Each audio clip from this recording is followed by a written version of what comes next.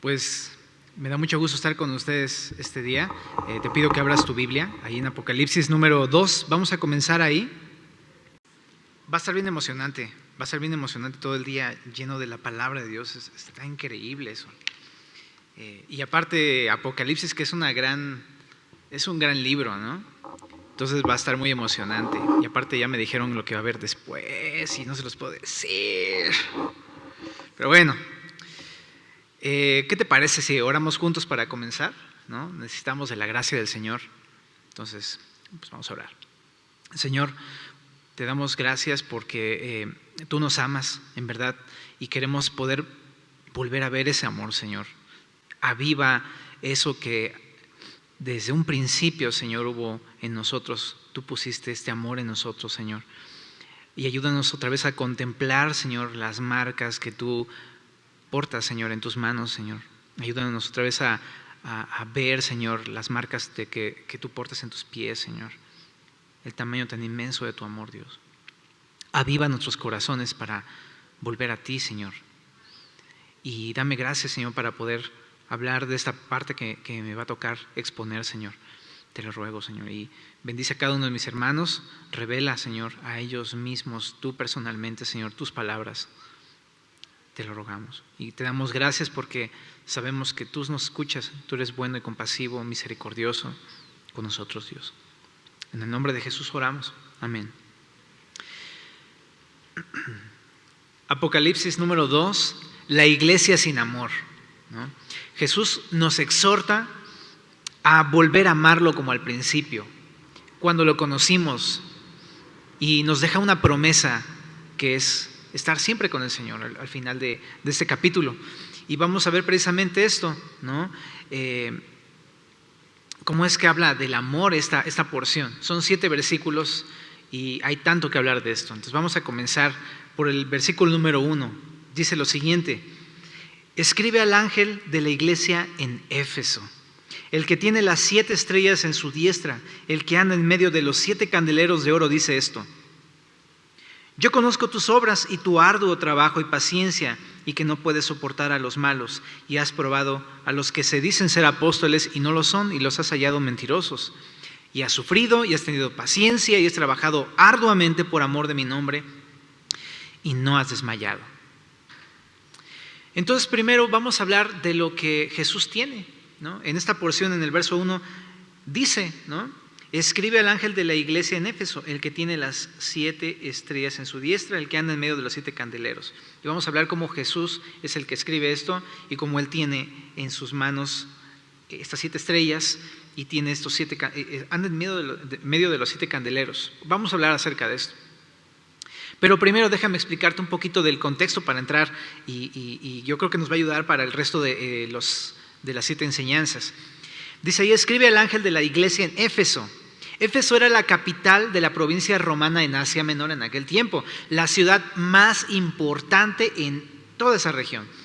En ella había una iglesia, que es la iglesia de Éfeso, que Pablo fundó durante su segundo viaje misionero y que dejó encargada a un matrimonio llamado Priscila y Aquila. ¿Te acuerdas de ellos dos?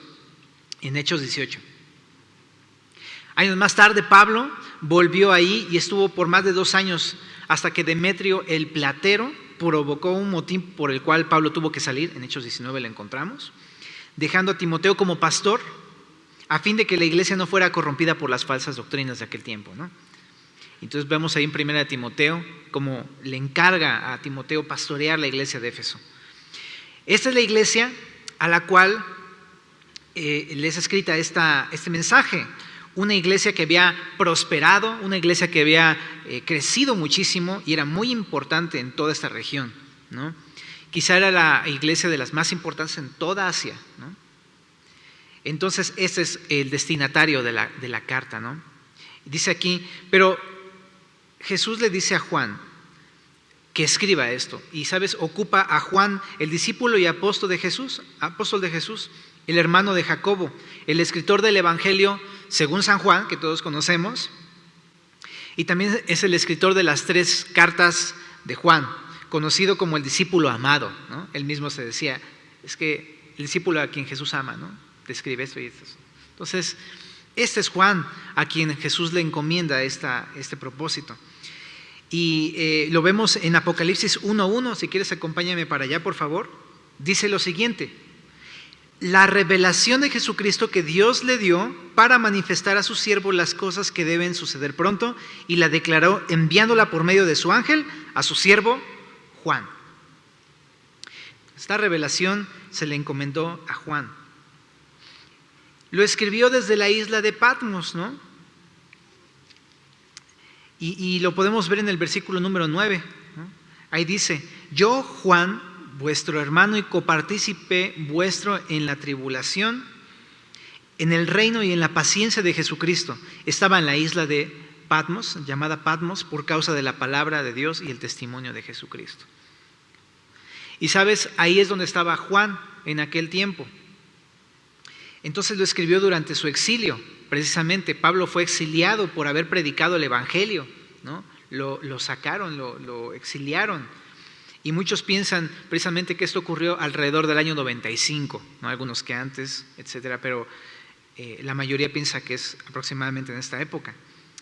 Pero es interesante porque la carta no va escrita tampoco para Juan, ¿no? Juan es el instrumento, pero dice a Juan: escribe tú al ángel de la iglesia en Éfeso. Y ahorita ya el pastor Alex nos estaba contando rápidamente. El pastor,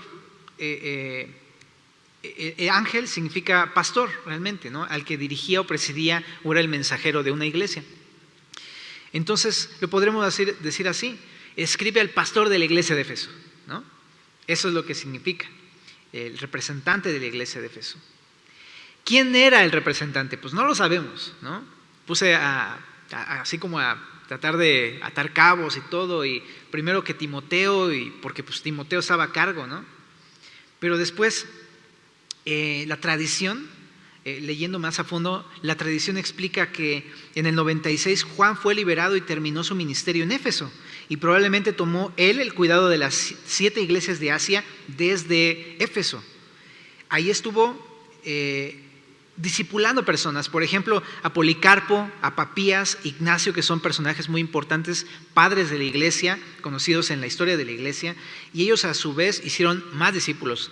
Por ejemplo, Policarpo tuvo un discípulo llamado Ireneo, y él afirma que Juan se quedó en Éfeso hasta su muerte durante el reinado del emperador Trajano, entre el año 98 y 117 después de Cristo, ¿no? Aparte también en Apocalipsis 1:9, ahí lo que leímos precisamente, dice que él fue partícipe en la tribulación, ¿no? Y paciencia de Jesucristo. Y por lo que leemos parece ser que a quien va dirigida la carta realmente es a Juan, ¿no? Es muy interesante. No se dice de una manera clara, pero si así fuera, Juan encontraría una gran sorpresa al entender que el primer mensaje era para él mismo. No lo podemos asegurar, no es algo que te pueda yo asegurar, no lo sé, pero podríamos tomar en cuenta esta explicación, ¿no? Quizá era Timoteo. Si fuera Timoteo, bueno, tuviera también sentido, ¿no? El hecho de que él como pastor durante tantos años después se hubiera enfriado, ¿no? Pero cualquiera que sea el pastor, va dirigido hacia el pastor de la iglesia de Éfeso. Y decía Alex, va dirigido a un tipo de cristiano que nos podemos tal vez identificar con este pastor, ¿no? Pero ¿qué le dice que escriba? Dice así: el que tiene, escribe al ángel de la iglesia. ¿Quién fue el remitente? Jesucristo, ¿no? Eso ya lo podemos entender muy fácilmente. Jesucristo dio la orden, ahí en el verso 18 dice, ¿no? El que vivo y estuve muerto, mas he aquí que vivo por los siglos de los siglos. Amén. Él fue el que le habló a Juan, él fue el que se le apareció a Juan y se le reveló a Juan, el apóstol. Directamente escuchó estas palabras de parte de Jesús, ¿no? Y se llama a sí mismo como el que tiene las 7 estrellas, dice abajo, el que tiene las 7 estrellas en su diestra y el que anda en medio de los 7 candeleros de oro. A través de todo el libro de Apocalipsis encontramos distintas maneras en las que el Señor se presenta, pero es Jesús, ¿no? Es Jesús. Pero lo hace porque, de esta manera, ¿no? Porque en esta carta Jesucristo se revela a sí mismo. Por eso vemos que al principio, en el verso 1 dice que se trata de la revelación de Jesucristo. La carta de Apocalipsis o el libro de Apocalipsis habla de la revelación de Jesús. Y en esta porción, Él se revela a sí mismo como el que tiene las 7 estrellas, ¿no? En esa porción, y el que anda en medio de los 7 candeleros. ¿Pero qué significa esto? El que tiene las 7 estrellas en su diestra significa lo siguiente. Leamos Apocalipsis del verso 9 al 16 del capítulo 1. Dice así: Yo, Juan, vuestro hermano y copartícipe vuestro en la tribulación, en el reino y en la paciencia de Jesucristo, estaba en la isla llamada Patmos, por causa de la palabra de Dios y el testimonio de Jesucristo. Yo estaba en el Espíritu en el día del Señor, y oí detrás de mí una gran voz como de trompeta que decía: Yo soy el Alfa y la Omega, el primero y el último. Escribe en un libro lo que ves y envíalo a las 7 iglesias que están en Asia: Éfeso, Esmirna, Pérgamo, Tiatira, Sardis, Filadelfia y Laodicea. Y me volví para ver la voz del que hablaba conmigo, y vuelto vi 7 candeleros de oro, y en medio de los 7 candeleros de oro a uno semejante al Hijo del Hombre, vestido de una ropa que llegaba hasta los pies y ceñido por el pecho con un cinto de oro. Su cabeza y sus cabellos eran blancos como blanca lana, como nieve, sus ojos como llama de fuego y sus pies semejantes al bronce bruñido, refulgente como en un horno, y su voz como estruendo de muchas aguas. Tenía en su diestra 7 estrellas, de su boca salía una espada aguda de 2 filos, y su rostro era como el sol cuando resplandece en su fuerza. Entonces, cuando habla aquí de 7 estrellas, habla de lo que dice aquí en el verso 16, ¿no? Tenía en su diestra. Es como Juan vio a Jesús. Dice que tenía en su diestra, en su mano derecha, 7 estrellas, pero también dice que se movía entre 7 candeleros, y hace referencia al verso número 13, ¿no? Él se paseaba en medio de 7 candeleros. Y dice Juan en el verso 17: Cuando le vi, caí como muerto a sus pies, y él puso su diestra sobre mí diciéndome: No temas, yo soy el primero y el último, Jesús, el que vivo y estuve muerto, mas he aquí que vivo por los siglos de los siglos. Amén. Jesús es el que murió y al tercer día resucitó, es Jesús. Pero ¿sabes cómo podemos interpretar lo de las estrellas y lo del candelero? Bueno, allá abajo, fíjate lo que dice: Y tengo las llaves de la muerte y del Hades. Escribe las cosas que has visto y las que son y las que han de ser después de estas. El misterio de los 7 estrellas que has visto en mi diestra y de los 7 candeleros es este, aquí está. Las 7 estrellas son los ángeles de las 7 iglesias, y los 7 candeleros que has visto son las 7 iglesias. Entonces, pues ¿cómo sabemos la interpretación? Pues aquí está, ¿no? Las 7 estrellas son los pastores de las 7 iglesias de Asia, y los candeleros son las 7 iglesias de Asia, ¿no? Entonces no es difícil de interpretar este pasaje. La Biblia misma explica este pasaje. Y sabes, precisamente esto, dice Jesús: Yo tengo en mi diestra a los 7 pastores, en mi mano. ¿Qué significa esto? Que Jesús tiene el poder y autoridad sobre estas personas que ha puesto, ¿no? Incluso también se traduce diestra como un puesto de honor. Yo puse a estas personas, yo las cuido con mi fuerza, las sostengo con mi poder, yo los protejo y los uso. Esto es lo de las 7 estrellas, ¿no? Lo que está diciéndole a Juan: yo tengo el control de la vida de estos pastores. Pero también dice que son los candeleros. Dice ahí son las 7 iglesias, y dice que él anda en medio de ellos.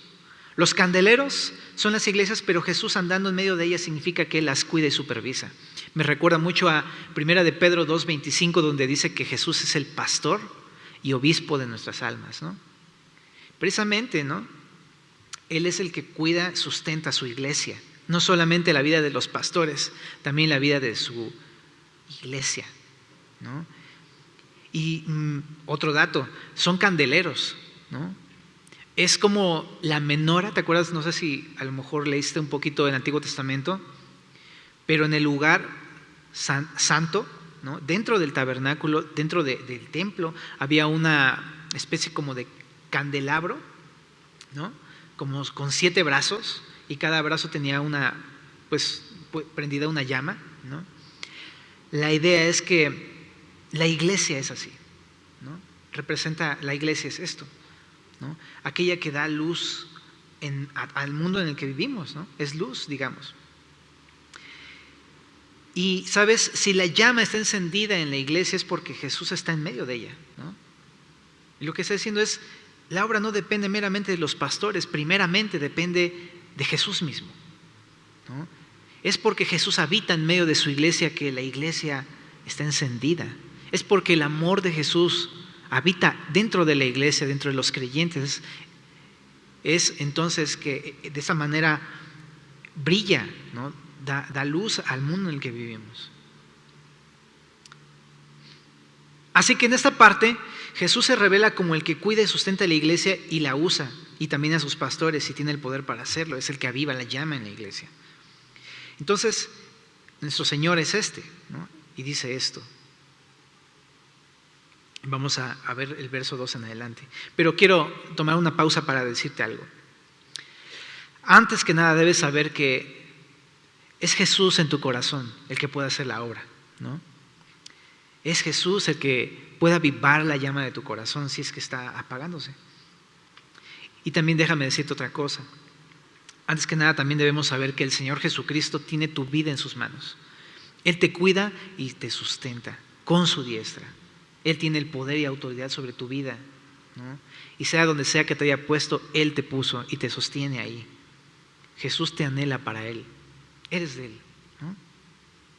Pero habiendo dicho esto, quiero leerte el verso número 2. Dice Jesús, yo conozco tus obras. Y es lo que le va a decir al pastor de esta iglesia. Yo conozco tus obras y tu arduo trabajo y paciencia, y que no puedes soportar a los malos, y has probado a los que se dicen ser apóstoles y no lo son, y los has hallado mentirosos, y has sufrido, y has tenido paciencia, y has trabajado arduamente por amor de mi nombre, y no has desmayado.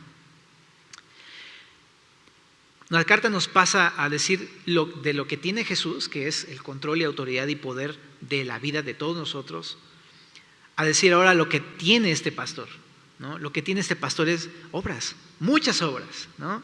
Y les dice, yo sé que tienes muchas cosas que has hecho, obras, ¿no? De hecho ahí dice, conozco tus obras. Y habla precisamente todo esto de que esta persona, este pastor ha tenido fe en Cristo y su fe ha dado mucho fruto, ¿no? Estas obras hablan del fruto de la fe, como lo que decía Santiago, ¿no? Una fe sin obras es una fe muerta. Pero en este caso le dice, no, tú has tenido obras y tu fe ha sido viva y se nota.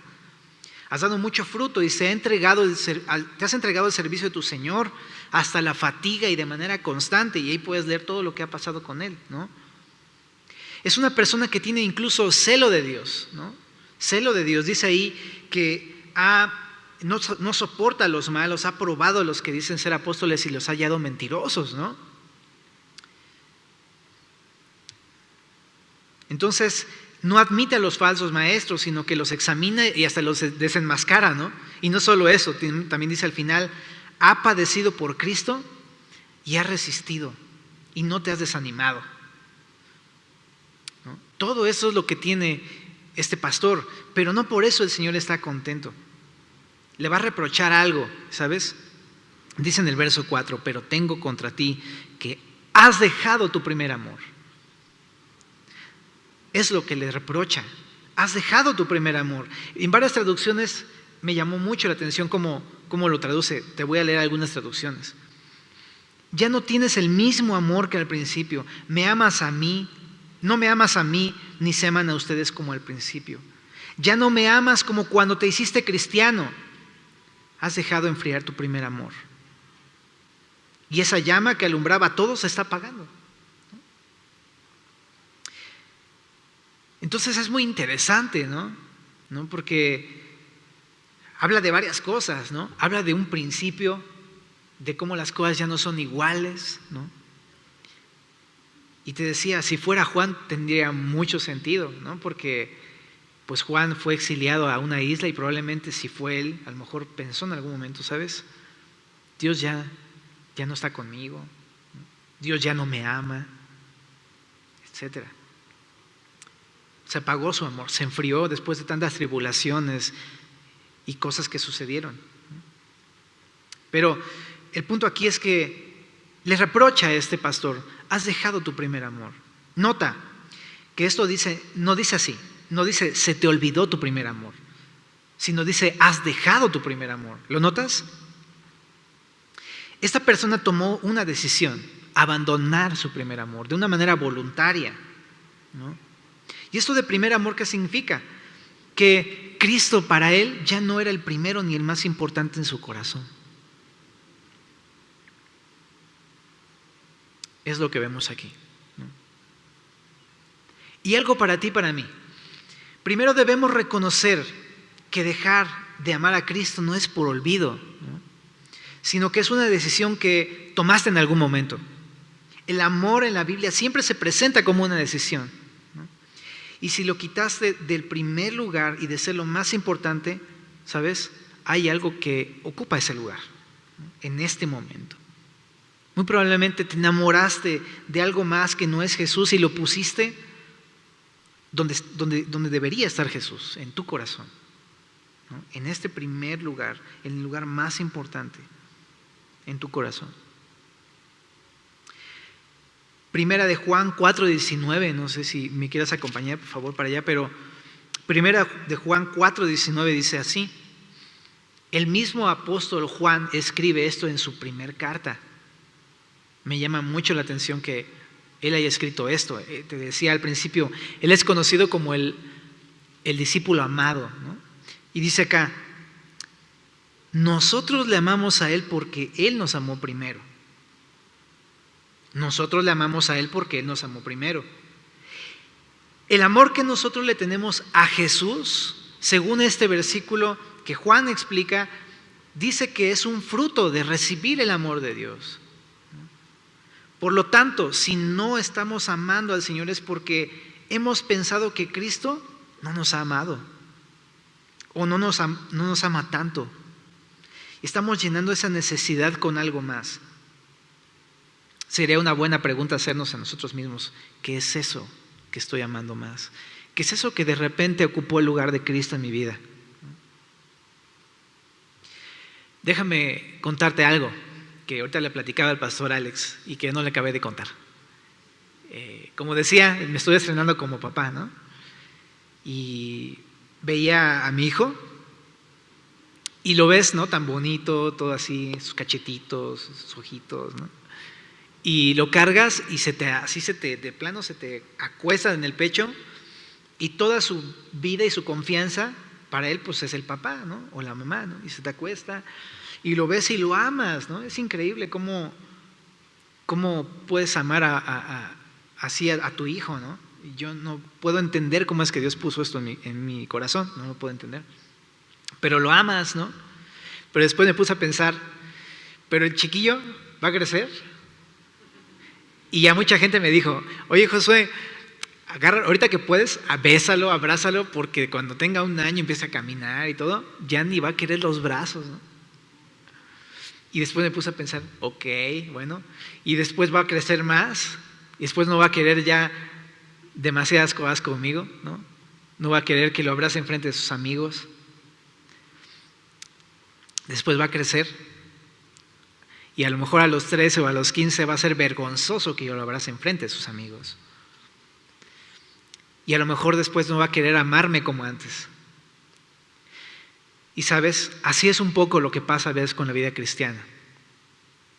Uno empieza a crecer, uno empieza a tener conocimiento, uno empieza a sabérselas de todas. Y de pronto nos empezamos a olvidar del Señor. Y nos empezamos a avergonzar del Señor. Y nos empezamos a enfriar, ¿no? Y es triste porque, ¿sabes qué es lo más triste de todo? Que yo me doy cuenta que mi hijo, si creciera, yo lo seguiría amando igual, aunque para él yo a lo mejor fuera una vergüenza.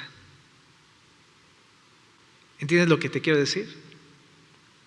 El Señor siempre te va a amar de la misma manera, ¿no? Siempre te va a amar de esa misma manera como al principio te amó. Pero nosotros muchas veces no vamos a amarlo como al principio.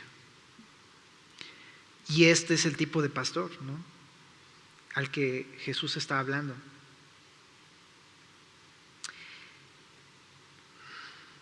Él nunca nos va a dejar de amar, es una realidad. Y por eso yo quiero recordarte esto, el amor de Jesús no cambia. Yo quiero recordarte cuánto te ha amado el Señor. No piensas que ya no te ama. Si estás dejándolo de amar, a veces nosotros como chicos pensamos, eso es que mi papá ya no me ama, ¿no? Realmente con Dios no es así. Dios te ama. Siempre te ha amado y siempre te amará como al principio te amó. Siempre.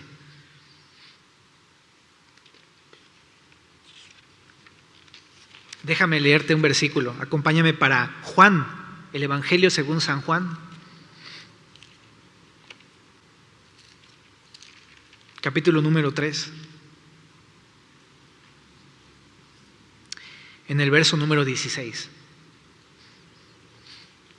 Yo sé que es un pasaje que siempre has conocido. A lo mejor fue el primer pasaje que escuchaste, ¿no? Y cuando lo leíste tu corazón se encendió. Es mi oración que cuando lo leamos ahorita también se vuelva a encender tu corazón. Dice así: porque de tal manera amó Dios al mundo, que ha dado a su Hijo unigénito para que todo aquel que en Él cree no se pierda, mas tenga vida eterna. Te lo quiero volver a leer. De tal manera amó Dios, y ponle tu nombre, a Josué, que ha dado a su Hijo unigénito. Dios te ama tanto que dio a su Hijo Jesús. Ese es el tamaño del amor de Dios. Cuando uno tiene hijos empieza a darse cuenta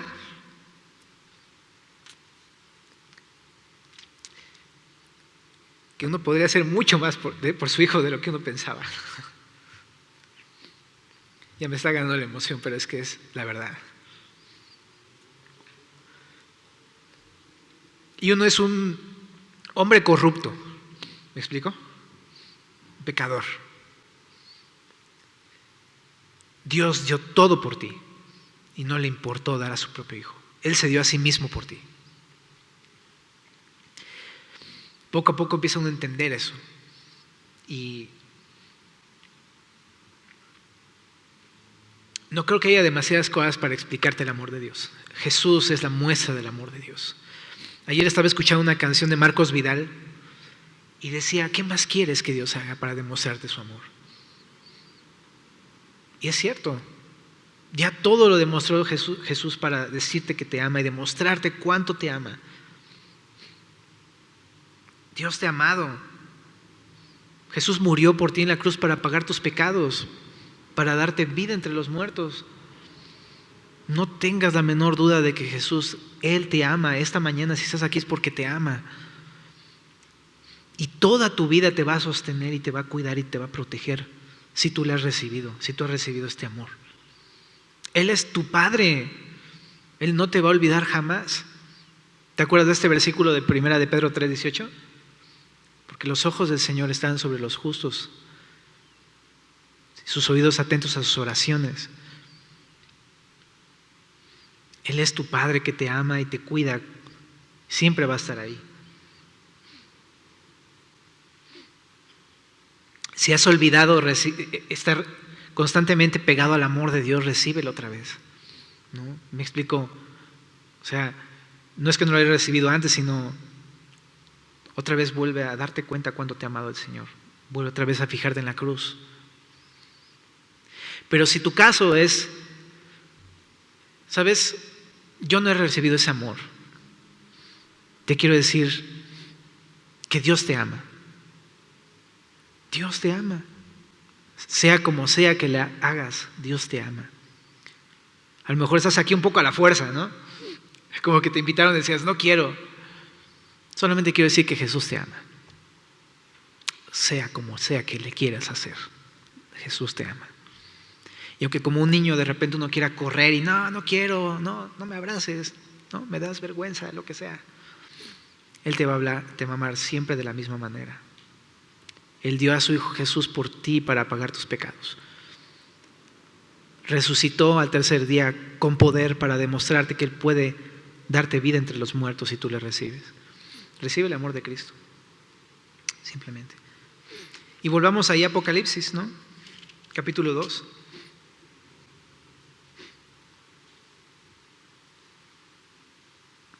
Y le dice aquí: tengo contra ti que has dejado tu primer amor. Pero también le dice ahí abajo: recuerda, por tanto, de dónde has caído y arrepiéntete y haz las primeras obras, pues si no, vendré pronto a ti y quitaré tu candelero de su lugar si no te hubieres arrepentido. Y lo primero que le dice es: recuerda. Este pastor, ¿no? O este tipo de iglesia, o este tipo de cristianos, la idea es que han caído de un lugar. Recuerda de dónde has caído. ¿De dónde? De la gracia del Señor, ¿no? Y de repente cayó de la gracia a las obras. Es lo que ha pasado. Al principio todo era gracia y el amor de Dios y cómo me ama Dios, y de pronto obras, obras, obras, obras. Y piensas que el amor de Dios depende de tus obras y estás todo el tiempo tratando de hacer cosas. Me recuerda muchísimo el pasaje de Lucas capítulo 10. Acompáñame. Y no es que esté mal hacer eso, ¿no? Pero nos hemos olvidado de lo más importante, ¿no? Lucas 10:38 dice así: aconteció que yendo de camino entró en una aldea, Jesús, y una mujer llamada Marta le recibió en su casa. Tenía una hermana que se llamaba María, la cual sentándose a los pies de Jesús oía su palabra. Pero Marta se preocupaba con muchos quehaceres y acercándose dijo: Señor, ¿no te da cuidado que mi hermana me deje servir sola? Respondiendo Jesús le dijo: Marta, Marta, afanada y turbada estás con muchas cosas, pero solo una cosa es necesaria, y María ha escogido la buena parte, la cual no le será quitada. ¿Entiendes lo que te digo? ¿No? Acuérdate de cómo era antes, cuando solamente estabas sentado a los pies de Jesús y venías a la iglesia y te acomodabas, y no era una silla tan cómoda como la que tenemos el día de hoy, ¿no? Y había un chorro de calor, y a mí me tocó estar ahí en la del Valle, ¿no? A lo mejor te tocó a ti antes o en otra iglesia, ¿no? Yo conocí al Señor en una iglesia en Apatlaco. Las sillas estaban bien feas, pero no me importaba, ¿no? Eran de lámina y frías, y la noche y todo así. El lugar estaba bien feo, pero no me importó. Estaban uno sentado ahí a los pies de Jesús escuchando la prédica. ¿Y cómo salías? ¿Y cómo te ibas cantando en el carro? ¿Y cómo te proponías buscar al Señor? Y no te importaba si estaba oscuro a las 5 de la mañana, tú querías buscar al Señor al principio, ¿no? Como lo primero de tu día y como lo más importante de tu día. Y leías tu Biblia por horas. Y te escuchabas las prédicas de la página, y te metías a leer libros, y te ibas a una librería a comprarte cosas, y todo era de Cristo, y te ponías tu pescadito ahí en la Biblia, ¿no? Y le contabas a todos, estabas asombrado de que Jesús te hubiera amado tanto, y no te importaba si te bateaban. No te importaba incluso dejar a tus propias amistades, porque estabas seguro de que Jesús te había amado. Me refiero a esas amistades que te llevaban al pecado, ¿no? Y tú decías: no, ya, no, pues ¿para qué? No. Y era muy fácil dejar el pecado incluso, porque estabas convencido de que Dios te amaba. ¿Te acuerdas? ¿No? Entonces dice aquí: arrepiéntete. Arrepiéntete. ¿Por qué? Porque es pecado. Es pecado. La falta de amor al Señor es pecado. En Marcos 12:30, ¿qué dice? Marcos 12:30.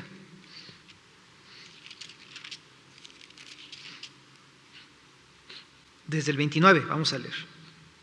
¿Cuál es el primer mandamiento de todos? Jesús le respondió: el primer mandamiento de todos es: oye Israel, el Señor nuestro Dios, el Señor uno es, y amarás al Señor tu Dios con todo tu corazón y con toda tu alma y con toda tu mente y con todas tus fuerzas. Este es el principal mandamiento. Y el segundo es semejante: amarás a tu prójimo como a ti mismo. No hay otro mandamiento mayor que estos. Y si no estamos haciendo esto, estamos pecando contra el Señor. Y dice ahí: arrepiéntete. Arrepentirse significa vuélvete. Vuélvete. O sea, estás caminando para un lado donde no está Jesús. La idea es como este claro ejemplo de los carbones que juntos están encendidos, pero si te empiezas a alejar se empieza a apagar, ¿no? Vuélvete. Deja ese pecado y regresa al Señor y ámalo como al principio. Que lo primero y lo más importante en tu día sea Jesús.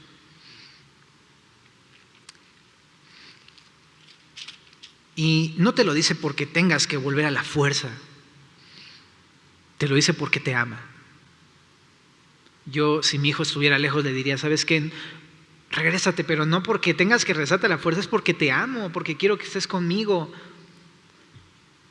Porque yo quiero bendecir a mi hijo, no quiero que mi hijo esté pleno y lo quiero cuidar y proteger y proveer y dirigir y todo. Y el Señor, me imagino que es exactamente igual, ¿no? Él quiere que vengamos porque solamente en su presencia hay plenitud de gozo, hay todas las bendiciones en la vida cristiana, ¿no? Hay la dirección que necesitas, la provisión, el amor, el cuidado, el sustento, todo está en Cristo y Cristo quiere tenerla con un celo para Él, ¿no?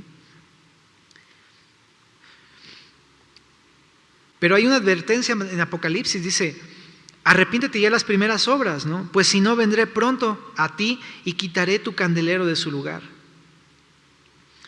No dice te quitaré a ti. ¿Ves que no dice eso? Dice quitaré tu candelero. Si los candeleros son las iglesias, entonces lo que dice el pastor de Éfeso es: si no me vuelves a amar como al principio, voy a desaparecer aquello que está estorbando. Si la iglesia es estorbo, lo voy a quitar, ¿no? Jesús te anhela celosamente y quiere que tú lo ames como al principio, pero si no te arrepientes, Él quitará aquello que está estorbando tu relación con Cristo. Aquello que te está haciendo alejarte, aquello que no te está dejando venir al Señor. Quédate de este principio, ¿no? Que es muy conocido. Dios ama al servidor antes que su servicio, ¿no? Siempre va a ser así. Dios ama a sus hijos, antes de lo que hagan sus hijos, va a amar a sus hijos. Sea lo que sea que estés estorbando, lo quitarás si no lo quitas tú. Podría ser tu ministerio, si estás sirviendo en tu iglesia, puede ser tu trabajo, si lo has puesto en primer lugar antes que el Señor Jesús. Puede ser una persona, puede ser una actividad, o sea lo que sea que pongas antes que a Jesús en tu corazón, eso lo va a quitar el Señor. No es que te rechace y te deje de amar, pero va a hacer todo lo posible para que tú estés con Él de vuelta.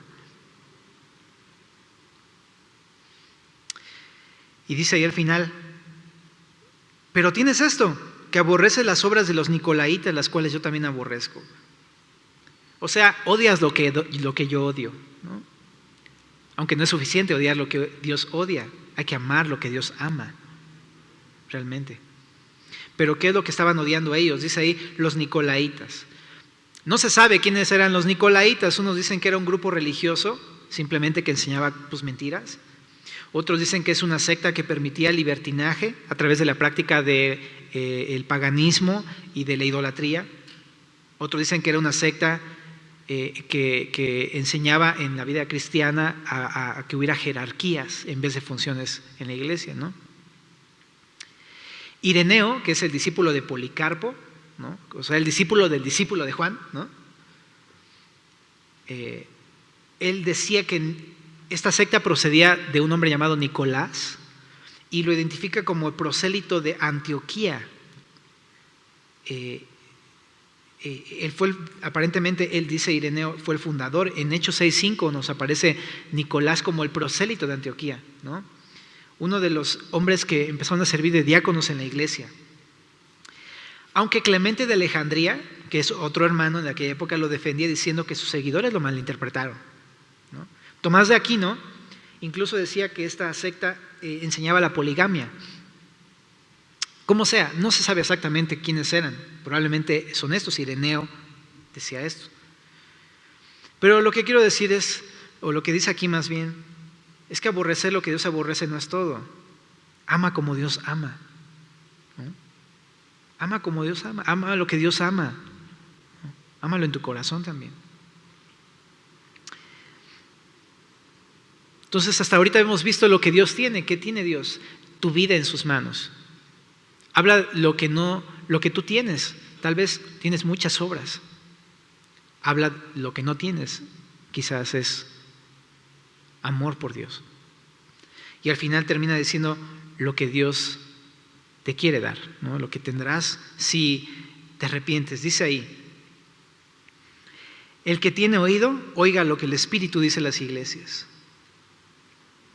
Este es un llamado para ti y para mí. Escucha, abre tu oído. No lo está diciendo tu servidor, es el Señor a través de la carta, el Espíritu. A lo mejor te está diciendo: ¿sabes qué? Creo que sí es tu caso, ¿no? Y dice ahí: al que venciere le daré a comer del árbol de la vida, el cual está en medio del paraíso de Dios. Vence la frialdad de tu corazón. Es una batalla esto. ¿Qué significa esto de comer del árbol de la vida que está en medio del paraíso? Bueno, la Septuaginta traduce la palabra huerto como paraíso, refiriéndose al Edén como paraíso. Es decir, Jesús hace referencia a este lugar que existía en un principio y donde estaba el árbol de la vida, ¿no? Es lo que está haciendo Jesús. Esta porción a la que se refiere Jesús está en Génesis, capítulo número 2, verso 8 y 9. Mira, acompáñame por favor rapidísimo. Génesis 2. Encontramos la creación. Y ahí dice que Jehová Dios plantó un huerto en Edén al oriente y puso allí al hombre que había formado. Y Jehová Dios hizo nacer de la tierra todo árbol delicioso a la vista y bueno para comer. También el árbol de la vida en medio del huerto. Y Jesús está haciendo una referencia a este árbol, ¿no? Y a este paraíso. En Lucas 23:43, Jesús le prometió en la cruz a uno de los criminales que estaba junto con él crucificado. Le dijo: de cierto te digo que hoy estarás conmigo en el paraíso. Confirmando de que ese lugar existe en el presente y el Señor está ahí. En 2 de Corintios 12, del 2 al 4, también Pablo, cuando habla a los corintios, les explica que este paraíso existe. Dice que él fue llevado al tercer cielo. No sé si recuerda esta porción. Y Pablo dice que ahí escuchó cosas que al hombre no le es dado expresar. ¿Qué significa esto? Para decirlo de una manera sencilla, yo creo que significa que aquella persona que vuelva a amar a Jesús como al principio, el Señor también lo llevará a aquel lugar del principio, es decir, el lugar donde habita Cristo. Ese es el paraíso. Y que comerá del verdadero árbol de la vida, que es Jesús. Realmente creemos que el árbol de la vida es simplemente un tipo de Jesús. Jesús es el que da la vida, ¿no? Él dijo: yo soy la vida, yo soy el camino, la verdad y la vida. Entonces creemos esto. Y sabes a lo que se refiere es: si tú haces esto y lo amas como al principio, Él te va a amar de la misma manera y te va a dar la comunión con Él, te va a estar con Él para siempre junto a Él.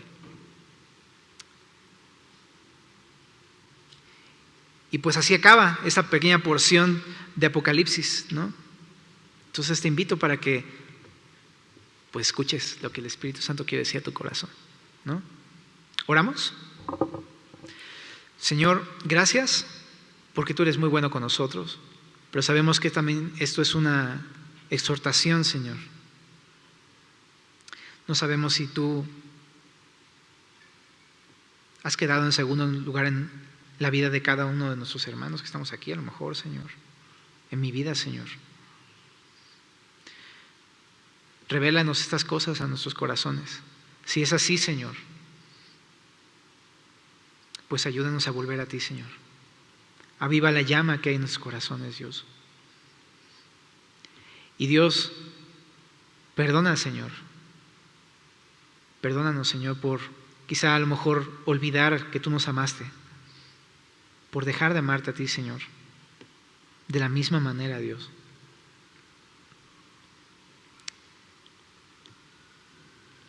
Sabemos que tú lo diste todo por nosotros, Dios. Ayúdanos a también responderte de la misma manera, Dios.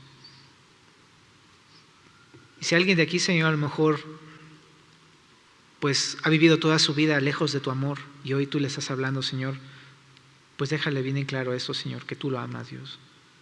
Ayúdala a responderte, Señor, el día de hoy. Pues gracias, Padre. Gracias por esta enseñanza y pues ponemos nuestros corazones delante de ti. Gracias, Señor. En el nombre de Jesús oramos. Amén.